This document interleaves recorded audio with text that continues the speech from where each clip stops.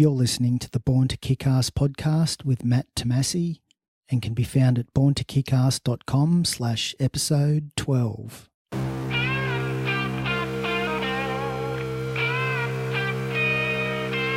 Welcome to the Born to Kick Arse podcast, where you're introduced to the most fascinating people on the planet. Learn the ingredients of greatness that you can apply to your life. And now your host, Matthew Tomasi.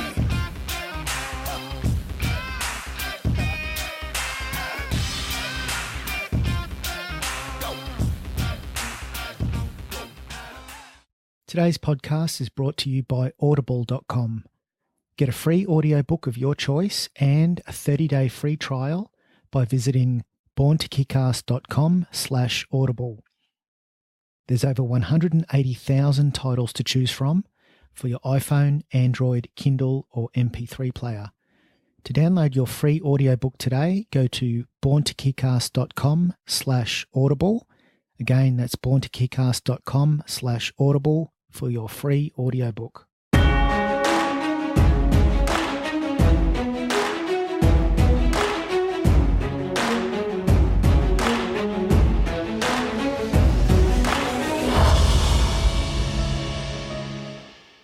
Squash Falconer is a British adventurer and mountaineer.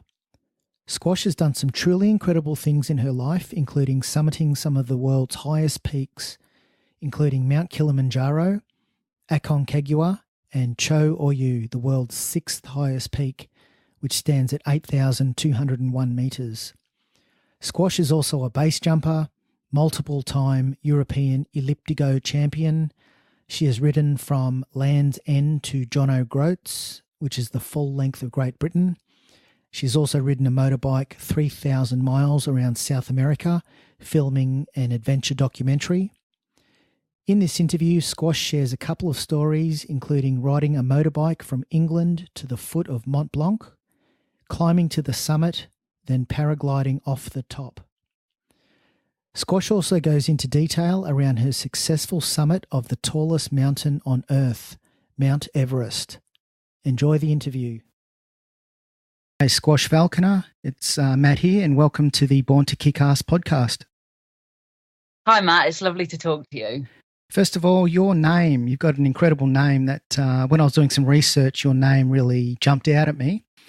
Can you maybe give us an overview of how that came about? Were your parents hippies at all, or? Sometimes I like to tell people that, but no. The truth of the matter is, I was actually born Louise, but my sister, who was 15 months old at the time, she couldn't say that, so she used to call me Ease, then Peas, then Squashy Peas, and then it got shortened to Squash, and everybody started calling me Squash, and I just never lost it. And as far as I was concerned, I grew up thinking that my name was Squash, and well, I still do. That's cool. And all through high school and as you're growing up, that's what you were known as? Yeah, everything. I mean, I just never lost it. Every group, I guess because I identified with it as my name, that's how I introduced myself. And it stayed through school, and I thought I might lose it after school, but I went travelling, and it turned out to be really useful because people didn't forget it. And it was a really good icebreaker because people would say, oh, that's an unusual name. Why are you called Squash? So it's only ever done me favours, really. Yeah, no, it's a really cool name. Thank you. I'm looking at your website, squashfalconer.com, and you've done some incredible adventures that I really would like to get some more insight into. But before we get into some of the specific ones that you've done, can you maybe give us an overview of, where you grew up, what sort of sports you were into, maybe, when you were real young, and how you got into mountaineering and the love of snow and the outdoors? Yeah. So I grew up on a farm, which I love being outdoors. I loved, just getting home from school and going straight outside. So that was probably the early kind of influence. And then when I was 13, I did my Duke of Edinburgh's award at school, and it was camping and hiking wasn't the sort of thing that my family did. And for those of you who don't know, Duke of Edinburgh's award, it's a great award scheme that we have here in the UK, and it involves several different skills. You have to do a skill, a voluntary thing, service to the community, and you also do an expedition. And that was my first real taste of camping and hiking with my friends, and I absolutely loved it. So that was kind of an early seed.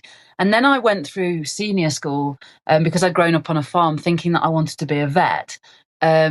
And I was very focused on that. I did my chemistry, biology, physics A level. I applied to vet school. And it wasn't until I was 17 that I decided that actually I'd done some work experience, and veterinary wasn't actually at all what I wanted to get into. But I was kind of on track for going to vet school. So I kind of had a bit of a dilemma at 17 and just didn't, all of a sudden, after knowing for years exactly what I wanted to do, I didn't know what I wanted to do. And one of my best friends had said that she wanted to go and do a ski season when she finished her A levels. And it just sounded like a brilliant opportunity to give myself some space to think and work out what I wanted to do. And so we decided that together we'd go off and do a ski season. And that was when I was 18. So I moved from England to the south of France and did a ski season. And I just loved it. And although I wasn't a brilliant skier or, I wasn't into the mountains, I loved living in the mountains and I really enjoyed being outside. And through the ski season, I met a group of friends who did endurance adventure races. So again, it was sports like rock climbing, kayaking, running, cycling, mountain biking, all sports that I wasn't the best at, but I enjoyed them and just got involved. And together with this group of friends, we started doing endurance adventure races. And it was that group of friends that decided to go and climb Aconcagua in Argentina. And I flippantly said one day, I'd love to do that. And they simply turned around and said to me, then why don't you come? And I said, yeah, okay then. And that was the start of the mountains. And what sort of age were you at this point? I was 22, I think, when I climbed my first mountain. So Aconcagua, that's in South America. Is that Chile? Yeah, it's one of the 7 summits. Oh, that's incredible. And that one is just under 7,000 meters. So it's 6,962. Yeah, it's a pretty big mountain. Did you do any specific training for that particular summit? Yeah, well, I mean, obviously, I didn't have any mountaineering experience, so I didn't think that I would be able to go and climb this big mountain. But what my friend said to me was, Squash, you've got the fitness and we've got the skills and we'll be a team, so we can, anything you lack, we can make up for. And obviously, I had a very positive mental attitude towards it. So I just worked really hard on my endurance fitness. And, it's the same with any mountains. It's a long, hard slog, basically, when you're mountaineering. So I did a lot of running, cycling, hiking with a heavy pack on my back. And that was basically the training that I did. I didn't really know of anything else. And so that's what I did. So for people who want to get into mountaineering that don't have access to these massive mountains from, wherever they may live around the world, is like an endurance approach to training a decent base for getting into mountaineering? Yeah, absolutely. That's exactly what I did. I mean, it's only more recently that I've started to learn and get into high intensity training and interval training and strength training, and that's really helped me. But I didn't really know much about that. So yeah, I was purely on the endurance side of it. And I think, if somebody wants to get into it, there's lots of options. There's always somewhere that's a car drive away or something, that's a day's hike, or it doesn't have to be the most massive mountain. You can do a weekend trip or a day trip just to see how you like it. There's always something there. And I'd definitely say, to start with, I think one of the best ways to train for something is to replicate as closely as possible the action you're going to be doing. So when you're mountaineering, you're basically going up and down with a heavy pack on your back. So the down is as important as the up. So get out there on long hikes. That's the best thing you can do to start. Mont Blanc, I know you've summited that one and you've visited that one a few times. Can you maybe give us, do you have any stories about Mont Blanc that you can share? Yeah, I certainly do. When I was 18 and I did my ski season, I was based in Les Arcs, which is quite nearby to where Mont Blanc is. And on a good day from the slopes, you can see Mont Blanc. And obviously I hadn't done any mountaineering. I wasn't a mountaineer, but I could see this mountain. And I used to regularly look at it and just sort of in my own head think, wow, people actually climb that mountain. That would be such a cool thing to do. So fast forward a few years and I'd climbed Aconcagua, I'd climbed some other significant peaks with my friends. And I kind of came back round to remembering that this early dream that I'd had was to climb Mont Blanc. And I'd also, in between times, had a couple of other dreams that were just sort of buried away in the back of my mind. And one of them was I'd taken my motorbike test, and I'd always had this dream about riding a motorbike to the south of France, because the roads here are just, they're iconic, they're beautiful. You know, when I passed my test, I thought, right, now I want to go and ride a motorbike in the south of France. And also, I'd learnt to paraglide. One of my best friends was dating a paragliding pilot, and we got the opportunity to learn to paraglide. And when I was learning to paraglide, I thought to myself, God, you know, it'd be great to climb a big mountain and then fly off the top. So I had these three separate dreams in the back of my mind that I'd kind of left buried. So one was to ride a motorbike to the south of France, the other was to fly off the top of a high mountain, and the third was to climb Mont Blanc. And with a great friend of mine, his name's Erwin Jao, he's one of the guys who was very instrumental in my learning to paraglide. We came up with this plan that I would ride a motorbike from England to the south of France, to the foot of Mont Blanc, where I'd meet up with him. We would then climb the mountain, and together we'd fly off it. Now, Erwin's he's an amazing guy. He's well into his 60s now, and he actually climbed and summited Mont Blanc back in his 20s, and ever since had wanted to go back and fly off the top. So I knew it was a pretty good chance he'd do it with me. And he said yes, and we decided that we'd put this trip together. And so that's what happened, and we allowed ourselves a month to do it. And just as a kind of funny side note, at the time, you know, people were telling me that I was mad and I couldn't do it. And I decided to not really listen to them, because I had bigger issues to sort out. And I needed a motorbike, a lightweight paraglider, and a video camera, because I wanted to make a film about this trip. And I didn't have any of those things, and I didn't have any money. So, you know, it was kind of, I thought, well, how am I going to get hold of these things that I need? So I thought, I know what I'll do. I'll go and see BMW, and I'll tell them that the BBC are going to make a programme about it, and see if they'll lend me a motorbike. And I thought, I'll go and see BBC and tell them that BMW are behind this project, and that it's definitely going to happen, and see if they'll lend me a video camera and perhaps give me some airtime. And I thought, you know, I'll get in touch with Ozone Paragliders and see if they'll lend me a paraglider for the expedition. And against all odds, everything came together, and 4 days before I was due to leave for the south of France, BMW said, okay, Squash, we're going to loan you a motorbike for 4 weeks. Ozone Paragliders had agreed to loan me a lightweight paraglider for the 4 weeks, and the BBC sort of stood back and said, look, whoa, we, you know, health and safety here, we can't be seen to be endorsing this, but what we can do is lend you a video camera, and what you do with it is up to you, and let's just see what footage you get. So I set off.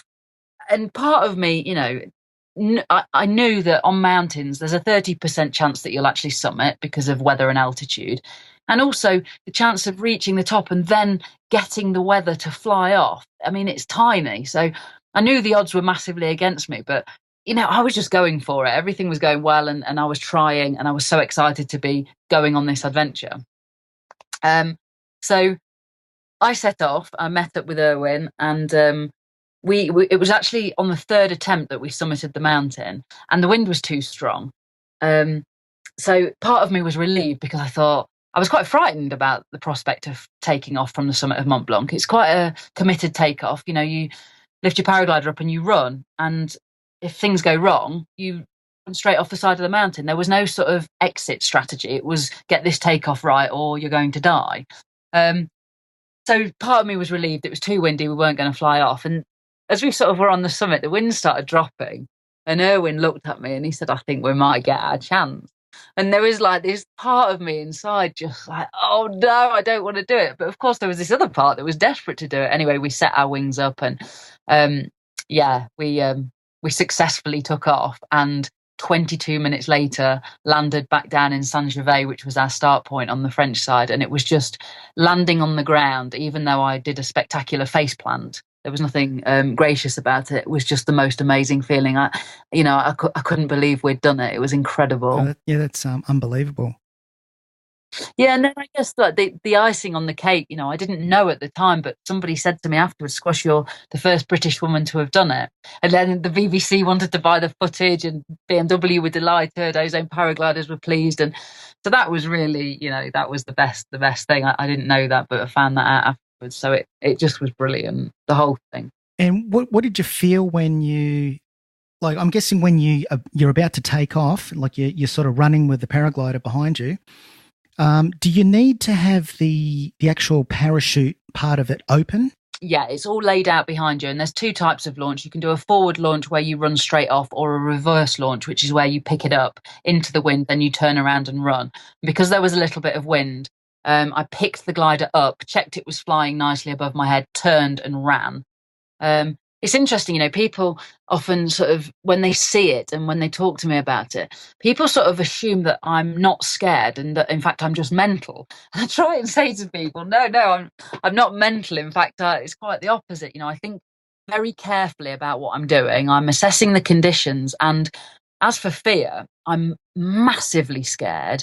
But I think that what I've learned to do, especially through the expeditions that I've done, is I've learned that fear is my friend, because what fear does, especially when I'm paragliding, is it absolutely focuses me.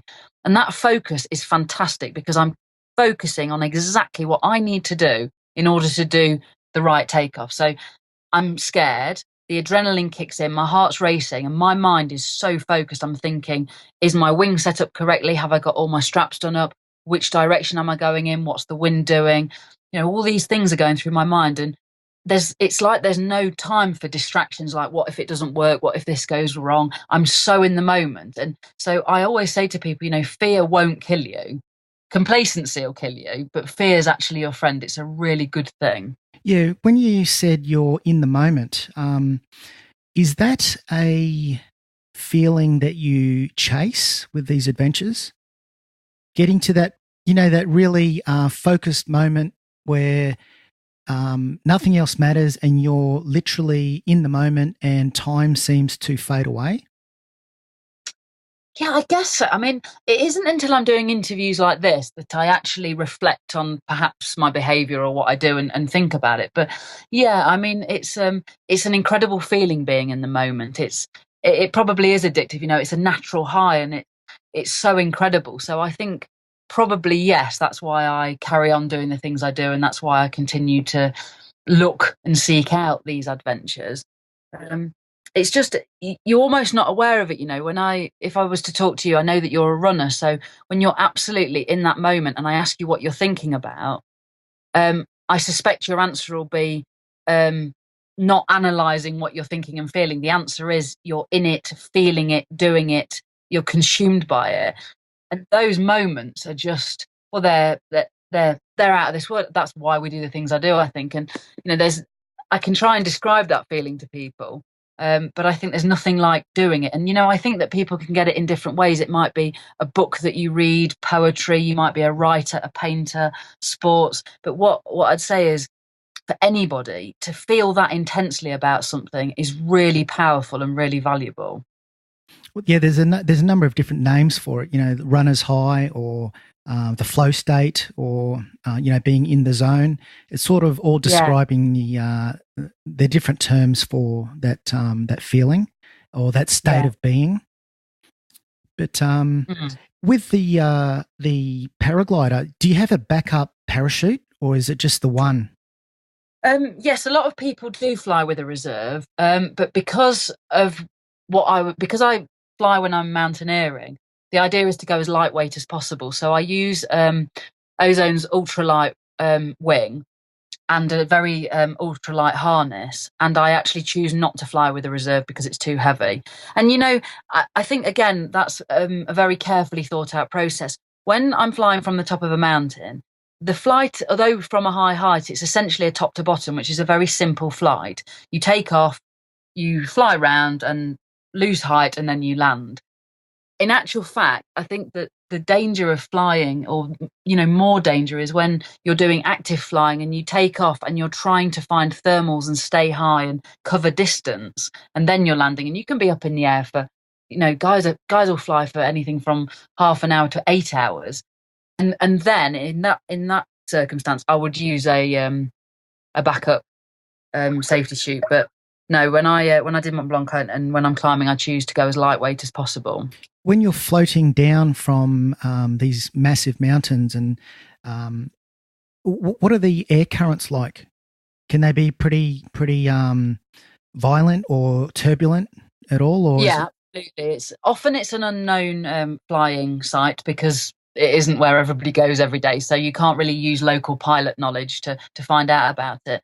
Obviously, you can look at maps, draw on experience, and look at the landscape and work out how it might be and analyze the wind. But yeah, you've got to sort of be prepared for all eventualities. One of the things that I went on to climb Mount Everest, and I was attempting to be the first woman in the world to fly from the summit. And part of my training was to learn how to reset my glider, basically. So if I got into trouble, if I got into bad air, there's a maneuver on a paraglider which is called a full stall, and it's where you basically slam the brakes on, the whole glider crumbles up into a ball, you fly and fall backwards, and then you slowly release the brakes so the glider resumes its normal flying state. That's like the ultimate reset button. And one of my friends who's a paraglider instructor said to me, Squash, if you can nail that move, that will be your kind of backup position. If everything goes wrong and you hit really snotty air and you take a collapse or whatever, you can do the full stall and you can reset it. So I spent a few weeks before I went out to Everest doing that training, and it's a terrifying maneuver, but it's wonderful when you actually get it. And is there a special technique to fold it up? When you pack up the paraglider parachute, is there a special way to fold it up so that it comes out effectively? Yeah, sure. But that's just for taking care of your paraglider, because basically every time you fly, you take the paraglider out and lay it out. So how you packed it will affect how long it survives and lives. I was taught by Erwin and Mark, who were meticulous about packing and looking after their kit. And I'd say that to anyone, look after your kit because it's going to look after you and last longer. So yeah, there's sensible ways to pack your glider, but when you get it out to fly, you always lay it out. Now, your resume is quite outstanding. I want to go straight for the jugular and hit Everest. How did that come about? Okay, so it's quite interesting. Like, Everest was never an option. I wasn't really. It wasn't on my radar. Everest was something that other people did. When I talked to you about it, perhaps, if I said to you, "Oh, do you want to climb Everest?" You might be like, "Well, it's not even an option to me. It's not on my radar." For sure, there's the people that grow up and they've since the age they could first speak, they want to climb Everest since they set eyes on it. I wasn't that person. I was the person that didn't know how people climbed Everest. I didn't know how they made that happen, and it wasn't on my radar.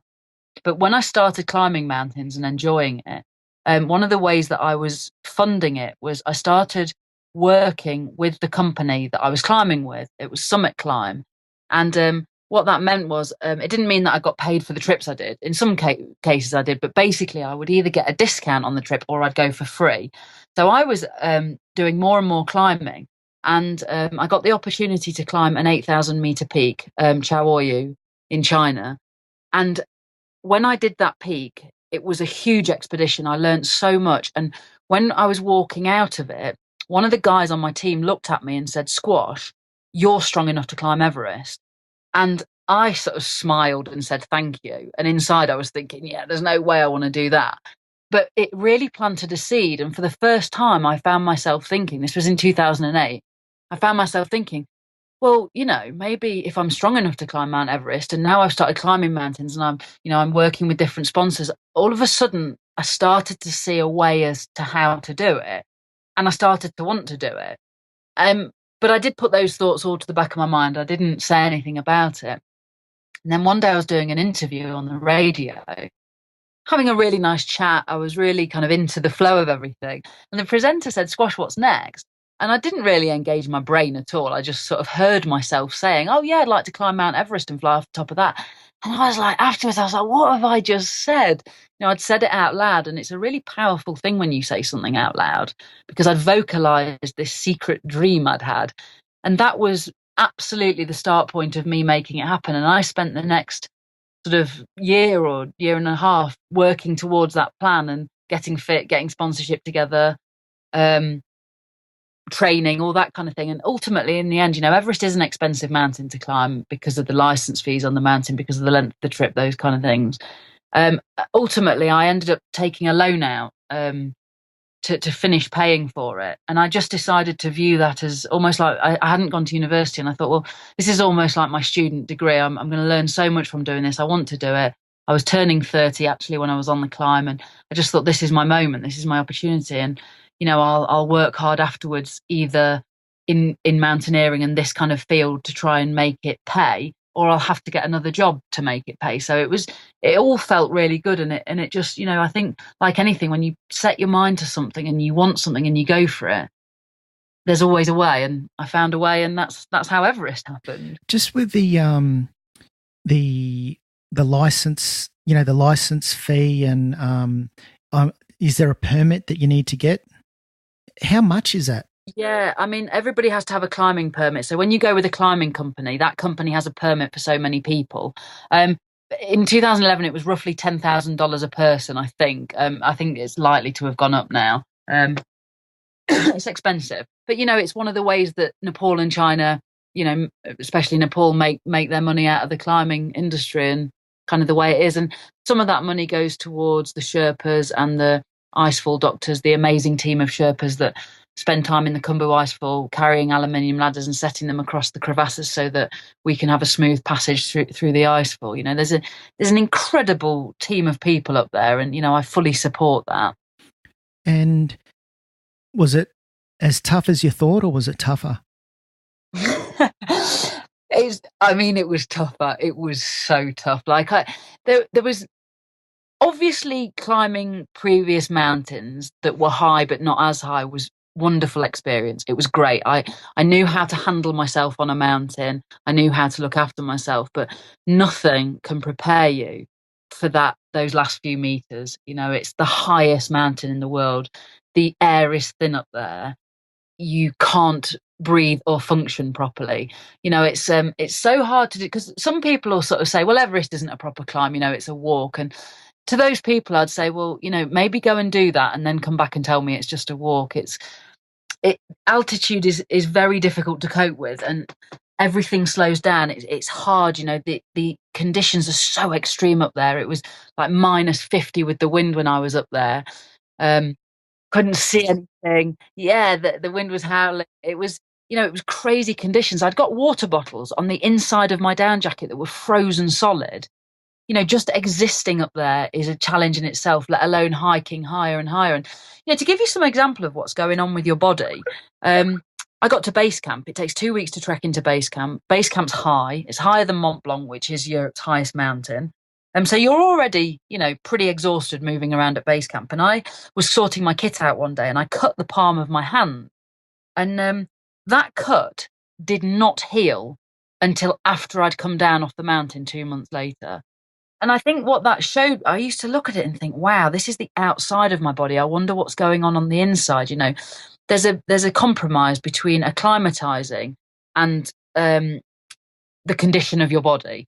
So when you climb high, basically, the acclimatization is great because your blood chemistry changes. There's less oxygen, so your body produces more red blood cells in order to try and compensate for that and make you more efficient up there. But while you're going high and acclimatizing and coming back down on your acclimatization rotations, you're always losing condition, and your body never catches up with that because it never gets low enough to get into its comfortable zone where it heals. So there's always a payoff. How much time do I spend acclimatizing? How hard do I push it? And how much time do I spend low down resting because I want to keep good condition for the summit push? Now, how long did you actually stay at base camp to acclimatise? Okay, so it was 2 weeks trek to base camp, and when we got there, we rested for a week. And the thing about acclimatisation is, and a lot of people don't realise this, but you don't just go and wait, climb, and go to the top.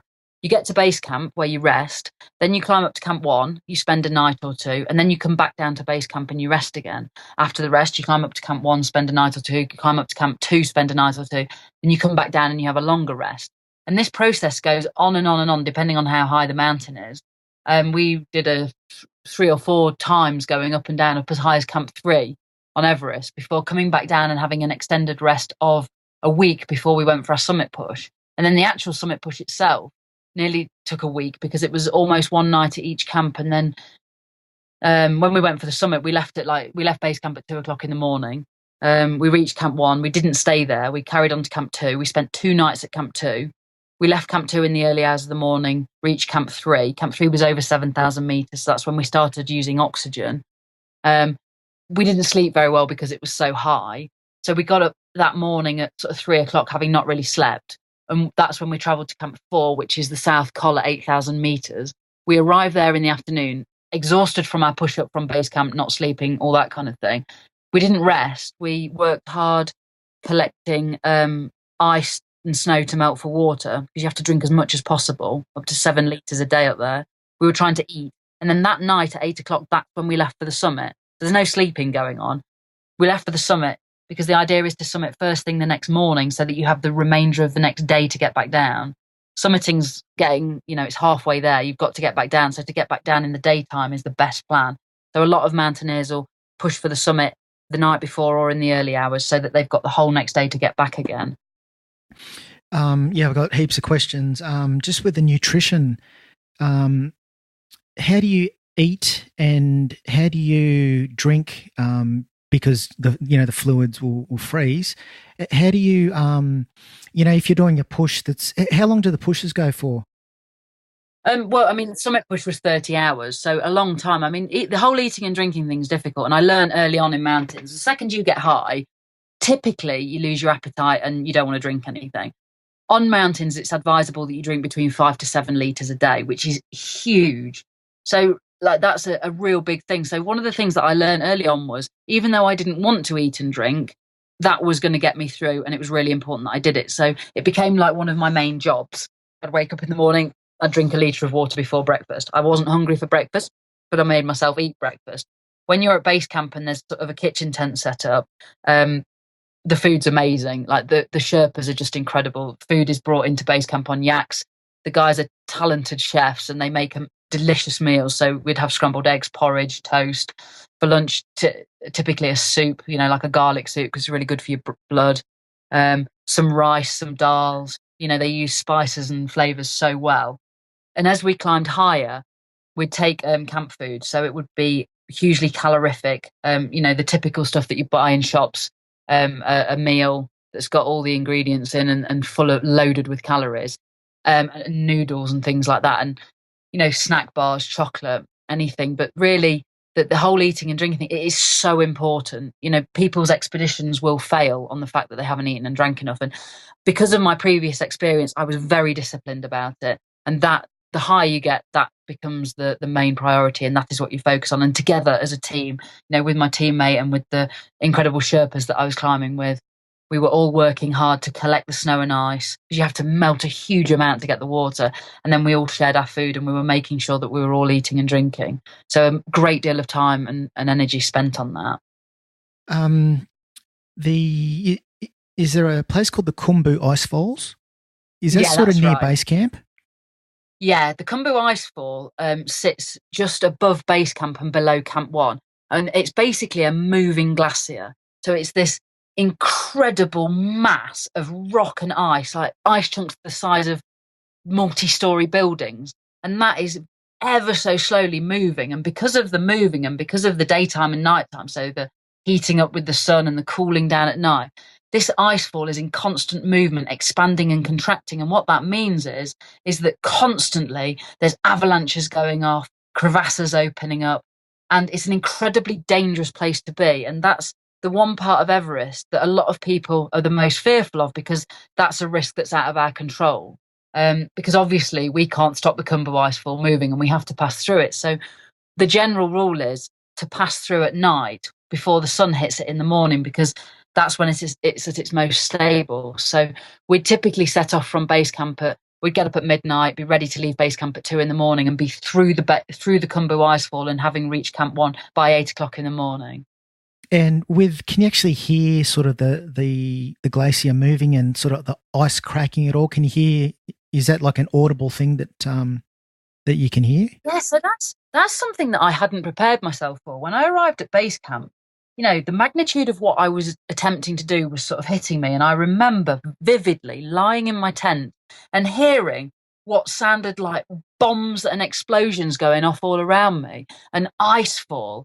And that happened every night. And in the beginning, it was just terrifying. It was so intimidating. But as the weeks passed, as I spent more time at base camp and as I was traveling through, I just became acclimatized to it, I guess. I got used to it. But yeah, it's absolutely terrifying and something that I hadn't thought about or been prepared for.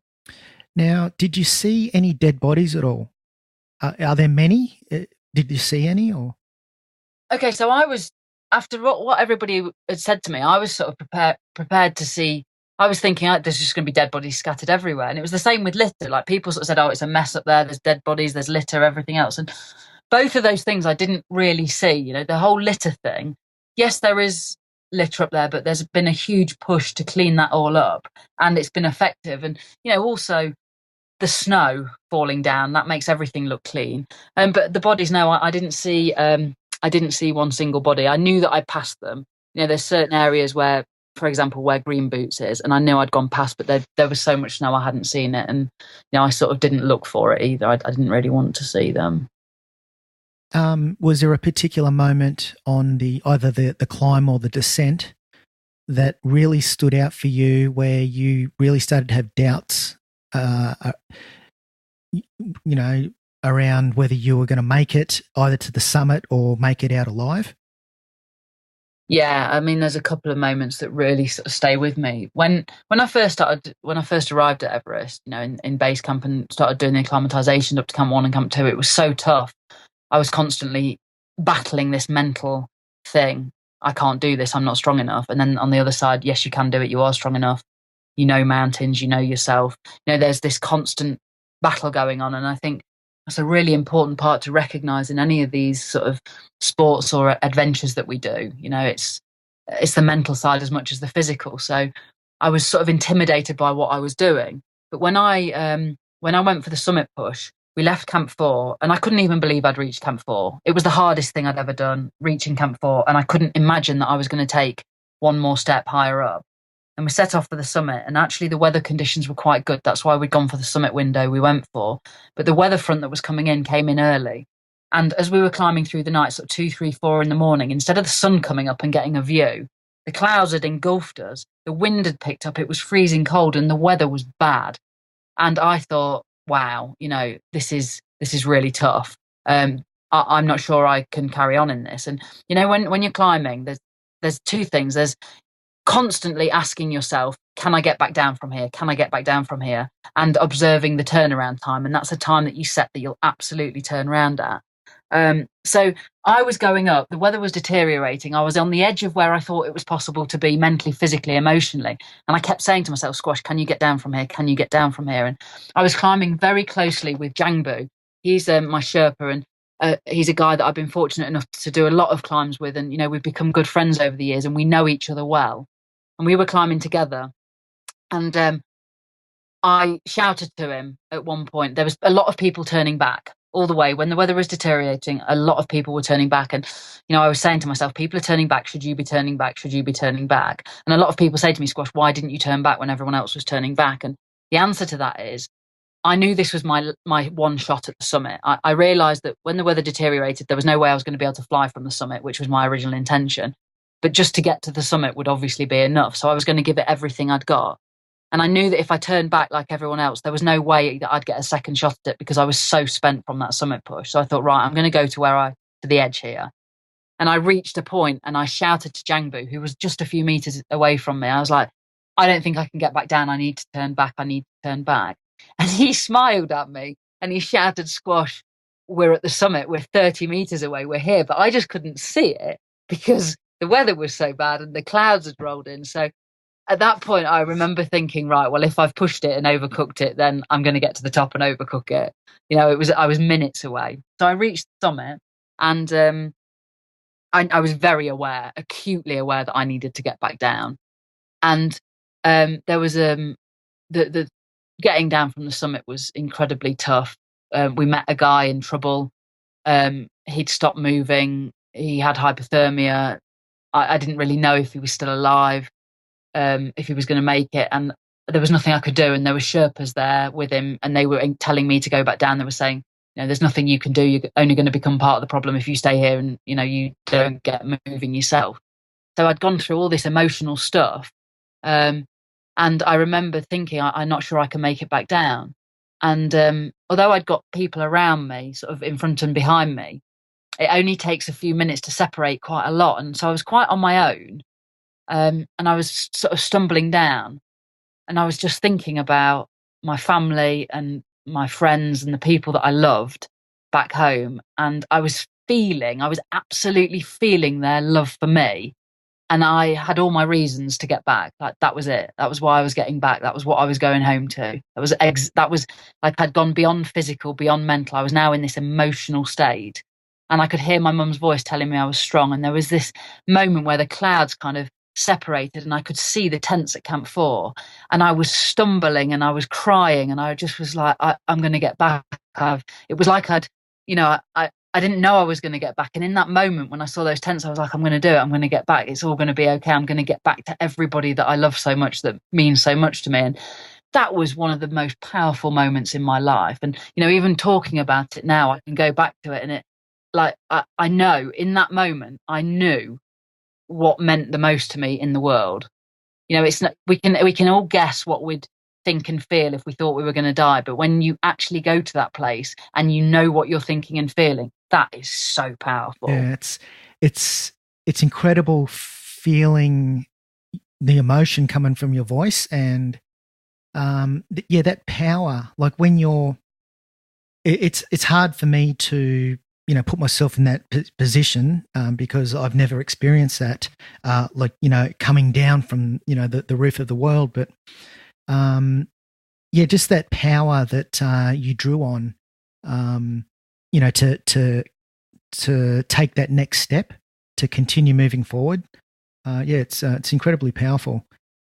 It fascinated me afterwards because, I'd always previously said that it's very physical, the things that I do are physical. And then when you reach the end of your physical kind of strength, you tap into your mental side and you work through it with your mind. And I'd experienced that. So I knew physical, I knew mental.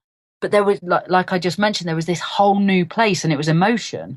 It was deeper than the mental stuff. And, I'm sure with your ultra running, when you're absolutely in it and you're pushing for everything, and you literally don't know how you're putting one foot in front of the other. You don't know how you're keeping going. And then you do. And then you draw strength from that and you keep moving forward. And it makes me realize just how incredible our bodies, our minds, our psyche is. And that's what I think I use in everyday life moving forward from the mountains. Do you believe there's a limit to the human spirit at all? Particularly in those situations when you need to draw from that well. Do you think there's a limit to that? That's a really interesting question. And my answer is, I don't know.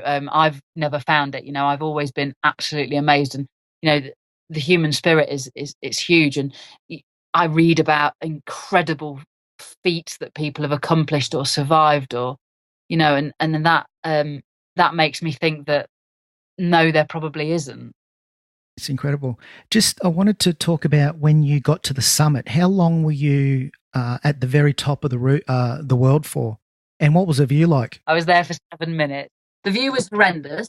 I couldn't see anything. I couldn't see more than a few meters in front of me. But I knew I was there. There's a lot of prayer flags, and it's absolutely at a peak, at a point, so you're there. But people sort of say to me, how does it feel to stand on top of the world? And I think sometimes my answer shocks people because it was terrible. It was dreadful. I was questioning everything. What was I doing there? Had I pushed it too hard? Would I get back down? And also you're so exhausted, so cold, so tired. And because you're at altitude, there isn't much room for lots of different thoughts. So my focus was purely on sort of, what have I done? I can't believe how cold it is. What am I doing up here? I need to get back down. And it was only afterwards, getting back down and moments like this, talking to you, that the incredible feelings are there. Like right now, comfortably down at sea level, it feels amazing that I stood on top of the world. But actually standing on top of the world, I was so preoccupied with getting back down again that I didn't have time for, isn't this fantastic? In terms of time, departing the summit and then reaching base camp, how long did that take? So I left the summit at sort of 8:30 in the morning, and I reached Camp 4 on the South Col at 8,000 metres that afternoon, mid-afternoon.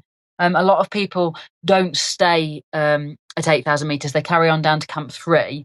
But I was just absolutely exhausted and basically got in the tent, ate something, drank something and passed out. I woke up the next morning and I decided to try and attempt to fly from the South Col, which would have been 8,000 meters. I got my paraglider out. I tried to take off, but interestingly, the wind was quite strong.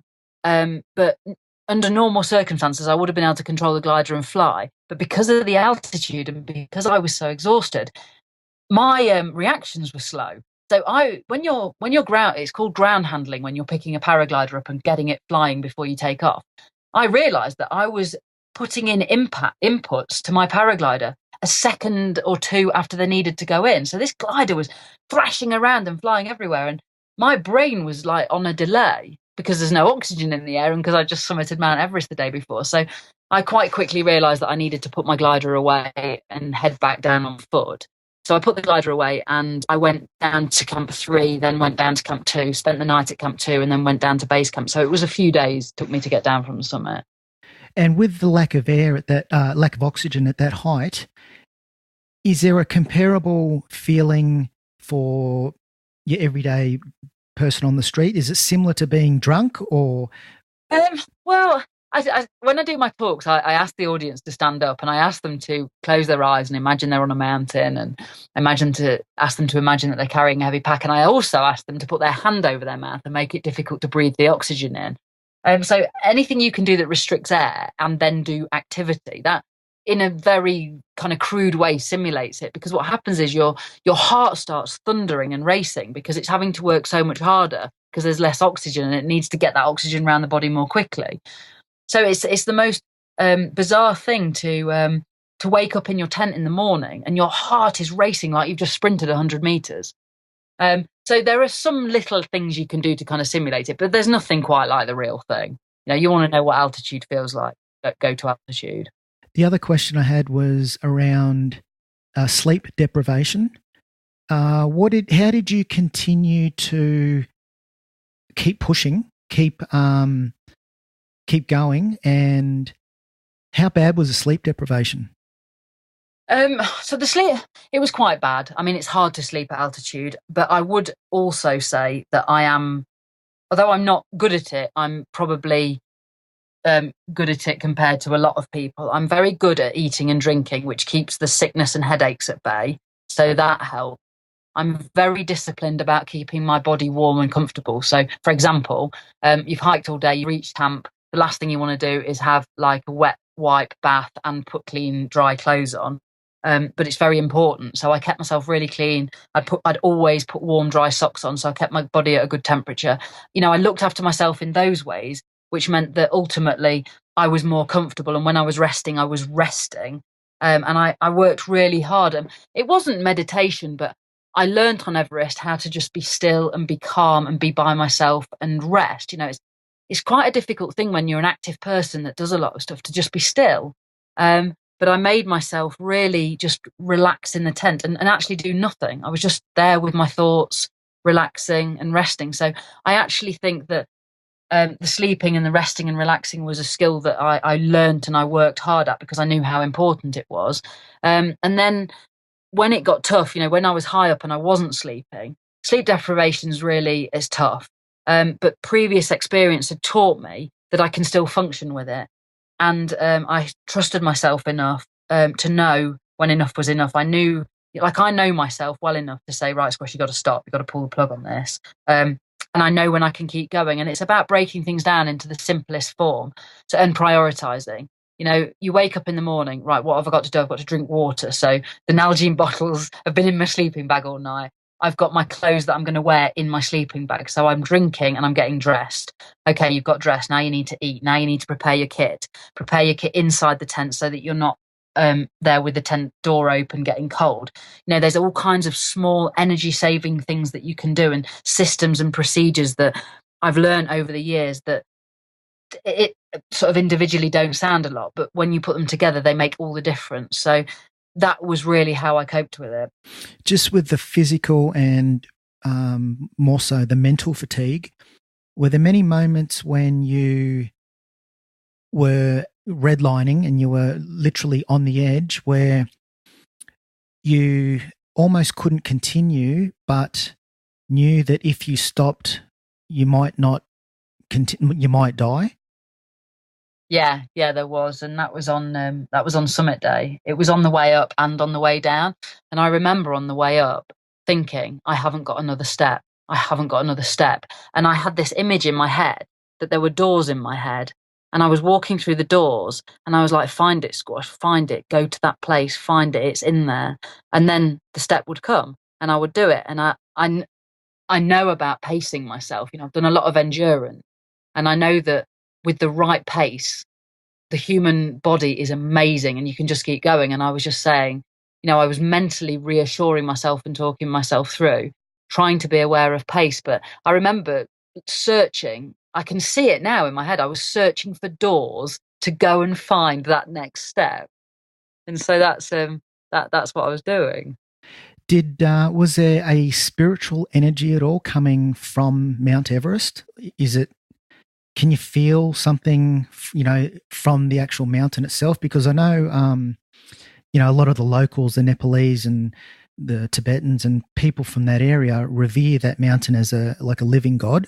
Yeah, I mean, absolutely. And it's not just, it wasn't just Mount Everest. I think it's concentrated and it's more powerful there because there's so much focus on it. This is Everest. You just say Everest to people and there's a reaction. Everybody knows about it. So I think that concentrates it. But I think that there's a spirituality and energy everywhere. Like we all, at the end of the day, it's physics. We all vibrate at a certain frequency. We all have an energy. When I go outside, when I step outside my house and I look at the trees or the sky or the mountains, or running water, I feel a certain energy.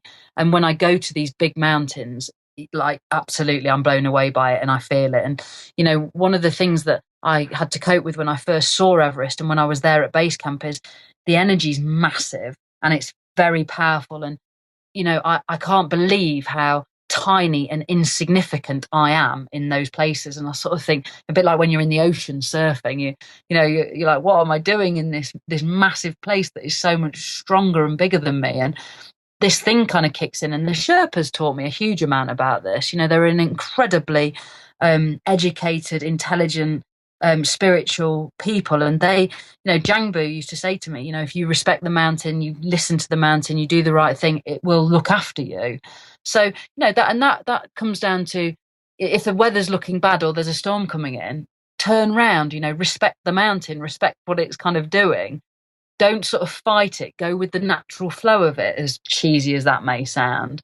But it works. And, also the Sherpas have a very respectful culture and belief about the mountain gods. And it's not that I necessarily believe in the mountain gods, but I respect their culture. And what was happening was I was in a team of people that believed that. And my energy was in line with that. I respected their culture. I respected their values. And together we worked well and kind of navigated our way through that. So yeah, I think it's huge, and you do feel it. It's magical just to go to the mountains. If you get the opportunity, I'd say to anybody, go. And what did summiting Everest and including the other incredible summits that you've done as well, what has all that taught about yourself? What have you learnt about yourself from summiting these mountains and also conquering that inner Everest as well? What has that taught you about yourself? It's amazing. It sort of, it took me going to the highest place in the world and doing these massive expeditions to appreciate the really simple, small stuff. Like I came back from Everest and everything was amazing and heightened, just to see my family and the people that I loved and cared about. What a privilege, to have a warm cup of tea in my hands. Amazing. To have a warm shower, food tasted different. Everything was heightened. It gave me this appreciation. And, I've got this thing and I call it, there's a couple of philosophies that I sort of have. And one, it's a bit silly. It's my knickers philosophy. I believe if your knickers are right, then your day goes right. And it's sort of about starting the day off right with the small things and getting that right. And then the bigger things sort of fall into place. That's the kind of overall thing about it.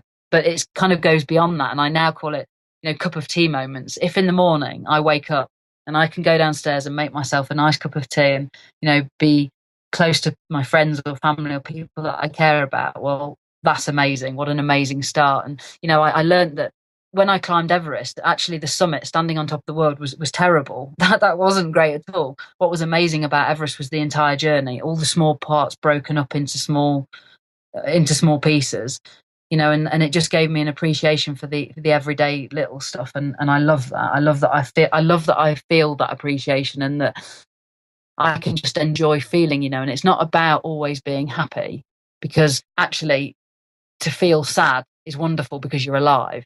So for me, it went beyond, people sort of say, what do you want in life? And, obviously we all want to be happy, but actually I want to be happy or sad because I want to feel, I want to be alive. I think there's nothing better than that. And these expeditions and trips I've done, more than anything, have really taught me that. Yeah, it's an incredible club that you've now, or you're a member of, summiting Everest and also the other ones, Mount, what was the other one? The other 8,200 meter one? Was that in China? Oh, that was Chaoyu. Some incredible achievements. I've just got a couple questions. Who's the first person that comes to mind when you hear the word successful, and why? That's a really tough one. I mean, I've instantly thought of my mum when you said that. And I guess that, like, my mum's the most incredible person. She's so loving and she's so selfless. And, I don't have children myself, but I think it's the most amazing thing that she did, to have myself and my sister support all our plans and everything, even though it was the hardest thing in the world for her to do. She supported us when she actually just wanted to wrap us up in cotton wool and keep us at home. And, she shared all that. And when I got back from Everest, I remember the first time I saw my mum's face, like, she walked into the room when I got home, and in that moment, in her face, the relief that I saw made me realise what I'd put her through. And, I couldn't believe that another human being was capable of so much love and so much giving. And, my mum's, she's a volunteer at a local hospice, and everything is for everybody else. She's just a really incredible woman. And I think of her when you say who's successful. And also, I've got a friend right now, Richard Parks, who's gone back to Everest to do some scientific research, and he's an amazing guy. He was a world-class rugby player, and he was injured, and he went on to climb the 7 summits and go to the poles within 7 months and just do amazing things. And he's the most humble, lovely, successful guy. So yeah, he comes to mind too. Now, if you could, just on advice, if you could make a phone call to the 20-year-old squash Falconer and give her some advice, what would you tell her?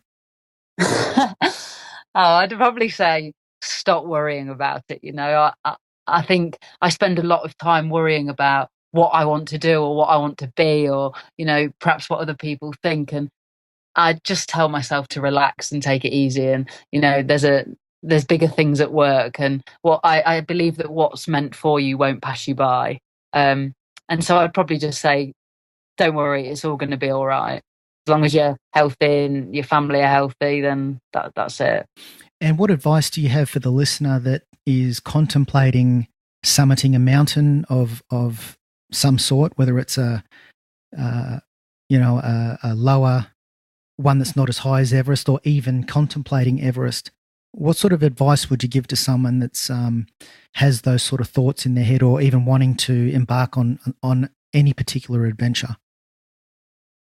I'd absolutely say to them to really listen to themselves and not overthink it. Because sometimes, overthinking can cause paralysis. We can what if that, and stop it. And sometimes other people give us advice, and sometimes that can be helpful, sometimes not. So I'd say, definitely listen to other people's advice, but don't always take it. Listen to yourself. But the biggest, most single important thing is just to take the first step, do it.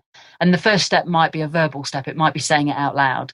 Set your intentions, tell people what you're going to do, find a way, be relentless, and just go for it. Nobody thanks you for the things that you didn't do. So yeah, I think it's a difficult one because we all react differently. Some of us are, we do throw ourselves into things. Some of us are thinkers. We have different approaches, but just go for it. And another thing that's been really useful for me was surrounding myself with people that I knew who could help me and support me. That's a real big one. I actually haven't achieved anything by myself. It's always been a bigger team at play, whether that's my family and friends mentally and emotionally, whether it's the Sherpas, physically on the mountain. I haven't actually achieved anything by myself. I've always had a team, and I'm actually getting better and better at saying to somebody, how do I do this? Or please, will you help me? You know, for example, Mont Blanc, one of the best adventures of my life. I couldn't have done it without Erwin, you know, and he helped me and he supported me. So find people that can help and support you and go for it. And if you could recommend one book on any topic, what would it be? Do you have a favourite book at all? Yeah, I do. It's Viktor Frankl, and the book's called Man's Search for Meaning, and it is so powerful. There's loads of different quotes in it, but one of my favourites is, those who have a why can bear almost any how. So when you know what your motivation is, when you know what drives you and pushes you and makes you tick and makes you get up every morning, you can, it's what you can achieve is limitless. And I really believe that. Yeah, that's really inspiring. There's so many other achievements that you've done that we haven't even listed. I'll just list a couple off. You've climbed just so many mountains, the Elliptigo, European Championships, Mount Kilimanjaro. You've ridden from... You do realise everybody's going to be listening and thinking, what is an Elliptigo? Yeah, maybe can you give us a quick summary of what that is? It's a cross trainer with wheels, basically. So it looks like you're riding a bike, but the action's more like running. It's running without impact. It's fairly new. It was developed in the States in 2006. They came over to Europe a few years ago, and they are a fantastic way to train with no impact. So if you're a runner, a cyclist, or just want to get fit, if you've had an injury, knee, hip, back, they're brilliant, a brilliant thing to have a go on. And you can, if you look on my website, there's lots about Elliptigo on there, or you can just Google it. And whereabouts can listeners find you online, social media? Where can they follow your adventures? So they can go to my website, which is www.squashfalconer, one word, SQUASHFALCONER.com. And I'm on Facebook, Twitter and Instagram. It's all at Squash Falconer. I love hearing from people. I love to hear comments, thoughts, questions. So please feel free to reach out to me. I'm always online, so I'll get back to you pretty quickly. I'll put all the links in the show notes. Thank you. Now, do you have anything planned for the future?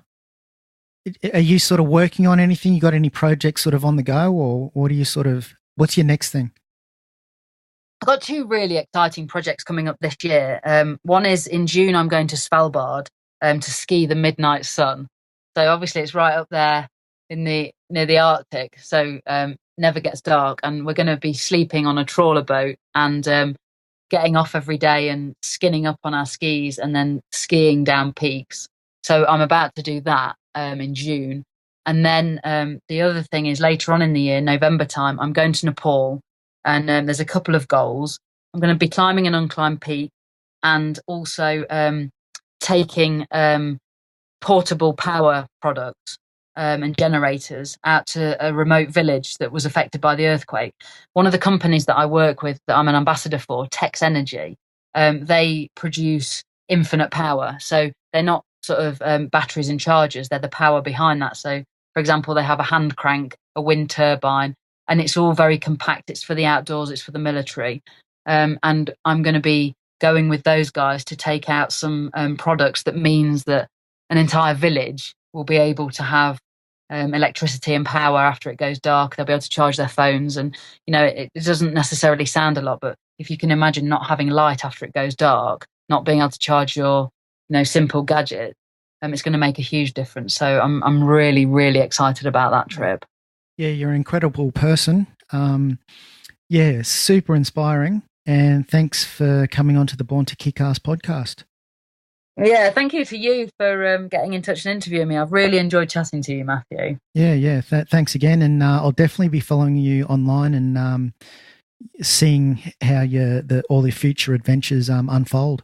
Thank you very much. Thanks again. Do you know someone or know of someone who walks the walk and would like to hear them on the Born to Kick Arse podcast? They can be from any field, but they need to have an inspiring story that will help to motivate others to achieve their own goals. If you do, please head over to borntokickass.com/suggest a guest and fill out the form. We'd love to hear from you.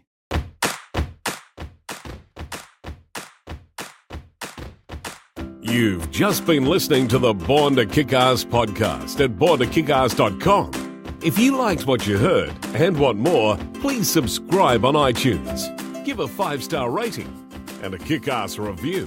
This really helps to boost our presence and continues to allow us to introduce you to the most fascinating people on the planet. Welcome aboard, and catch you next time.